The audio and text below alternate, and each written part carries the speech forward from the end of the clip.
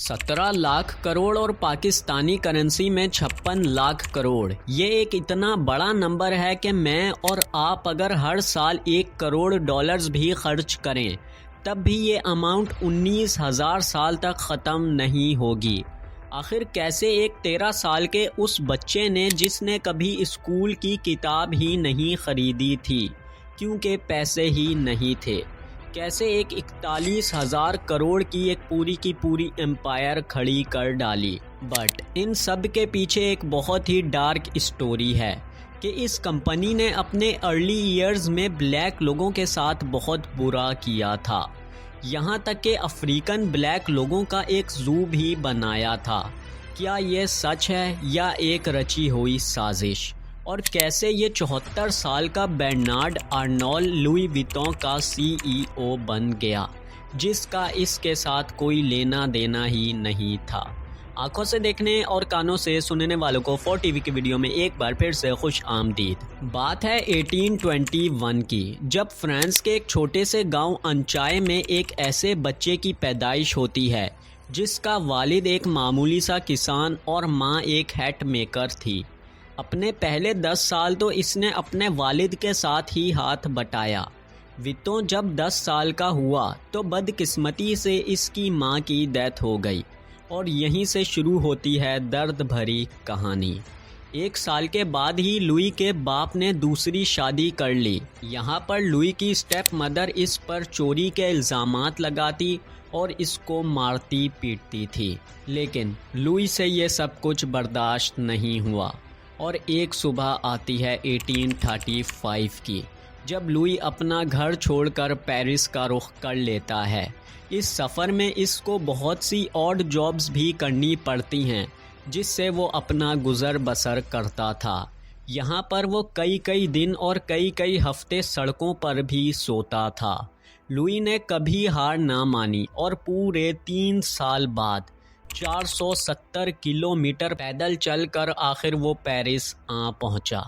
और लकीली ये वो दौर था जब लोग एक जगह से दूसरी जगह जाने के लिए हॉर्स ड्रॉन बोट्स और ट्रेन्स का इस्तेमाल करते थे। लिटरली यहाँ पर मुसाफिरों के पास इतने बड़े लकड़ी के बॉक्सेस होते थे जिनको उठाने और प्रोटेक्शन के लिए इन्होंने कारीगर रखे होते थे। 16 साल की उम्र में लुई को सिटी के सबसे बड़े बॉक्स मेकर के पास काम मिल जाता है, जहां पर लुई को इनिशियल एक्सपीरियंस भी आ जाता है। यहां पर लुई की किस्मत ऐसा पलटा खाती है कि इसको शहर की महारानी के घर भी काम मिल जाता है, जो कि सिर्फ सूट पैकिंग और बैग्स पकड़ने का ही था। पेरिस आए हुए लुई को अब 7 साल से भी ज़्यादा हो गए थे। जहां बाकी लोग लकड़ी के बॉक्सेस बना रहे थे, वहीं लुई ने लेदर के बैग्स बनाने शुरू कर दिए, जो दिखने में खूबसूरत और उठाने में बहुत हल्के होते थे।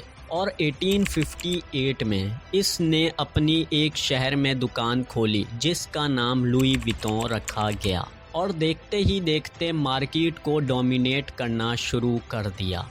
33 साल की उम्र में लुई ने क्लेमेंस इमिली से शादी करी और लुई विटॉन शॉप के बाहर बहुत से नए किस्म के बैग्स भी हैंग कर दिए। अब तो मानो जैसे लुई ही वो अकेला बंदा था जो पूरे के पूरे शहर को बैग्स बना कर दे रहा था। जल्द ही इसके बैग्स इंटरनेशनली भी फेमस हो गए, क्योंकि जब कोई बाहर के मुल्क जाता या फ्रांस पेरिस से बाहर जाता तो वो लुई विटॉन के ही बैग लेकर जाता था। लेकिन ये खुशी सिर्फ़ और सिर्फ चंद महीनों की ही थी, क्योंकि 1871 में फ्रैंको प्रेशियन वॉर शुरू हो गई, जिसके बाद लुई और इसके बीवी बच्चों को रातों रात दुकान छोड़कर भागना पड़ा। पूरे 1 साल बाद जब वो वापस लौटा तो इसका हर टूल लेदर चोरी हो चुके थे। यहाँ पर शाबाशी है लुई को, जिसने बिना कुछ सोचे समझे एक नई इनोवेशन कर डाली। अब इसके पास 10 साल का एक्सपीरियंस था और इसने अपने ट्रंक्स में एक सिल्वर की लाइन लगानी शुरू कर दी, जिससे दूर से ही पता लग जाता था कि ये लुई विटॉन का बैग है। इस तरह इसकी ब्रांड इमेज और भी मजबूत होती चली गई। और फिर क्या होना था, हिस्ट्री रिपीटेड इटसेल्फ। लुई वितों के बैग्स एक बार फिर से डोमिनेट करने लग पड़े। लेकिन फिर आता है कहानी में बहुत बड़ा ट्विस्ट। अचानक से लुई की डेथ हो गई। कैसे हुई, किसने की और क्यों की, आज तक किसी को नहीं पता। और सारा का सारा बिजनेस आ गया जॉर्ज वितों के हाथ में। वो कहते हैं ना, जैसा बाप वैसी ही औलाद। उसने अपने बैग्स में एक कमी पूरी कर दी और वो था लॉक। जी हाँ, पॉलिटिकल इश्यूज और वॉर्स की वजह से कई लोगों का सामान चोरी हो जाता था। इसी को देखते हुए जॉर्ज ने ये काम और एक्सपेंड कर दिया। पर यहाँ पर अब वितों फैमिली के बुरे दिन आने लगे और कंपनी जॉर्ज वितों के सन इन लॉ हेनरी रकैमर के पास चली गई। और यहाँ पर बड़ी चालाकी से हेनरी ने लुई फैमिली को इस कंपनी से बिल्कुल ही अलग कर दिया और LV वर्ड्स के साथ MH भी लिखवा दिया, जिसका मतलब था कि ये कंपनी अब उस दौर की दूसरी सबसे बड़ी अल्कोहल कंपनी मोएत हेनेसी की पार्टनर बन चुकी है। लेकिन वो कहते हैं ना, जैसी करनी वैसी ही भरनी। फिर हेनरी की मुलाकात होती है बर्नार्ड आर्नोल्ड से, जो कि इस वक्त मार्केट का दूसरा सबसे बड़ा ब्रांड संभाल रहा था। 1988 में बर्नार्ड ने $1.6 बिलियन लगाकर एक शेयर्स होल्डिंग कंपनी बनाई। इस तरह जो कंपनी इसको अच्छी लगती थी वो इस कंपनी के शेयर्स खरीद लेता था। एंड अब तक इसने $1 बिलियन के 37.5% शेयर्स LVMH के भी खरीद लिए थे। इस तरह बर्नार्ड सबसे बड़े शेयर होल्डर बन गए।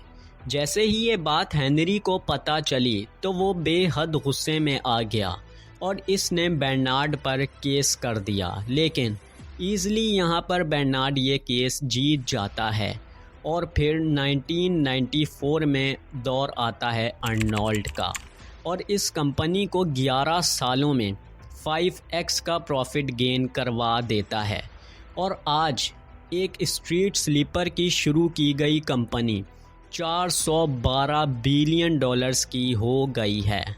अगर हम बात करें लुई वितों के एक बैग की, तो ये बैग 15 लाख रुपए का बिकता है। और अगर हम बात करें फाइनली ह्यूमन जू की, तो वो बातें सारी की सारी फेक थीं और ये ट्वीट भी बिल्कुल फेक था। उम्मीद करते हैं कि वीडियो को लाइक और चैनल को सब्सक्राइब आपने कर दिया होगा। मिलते हैं अपनी अगली शानदार वीडियो में। अल्लाह हाफिज़।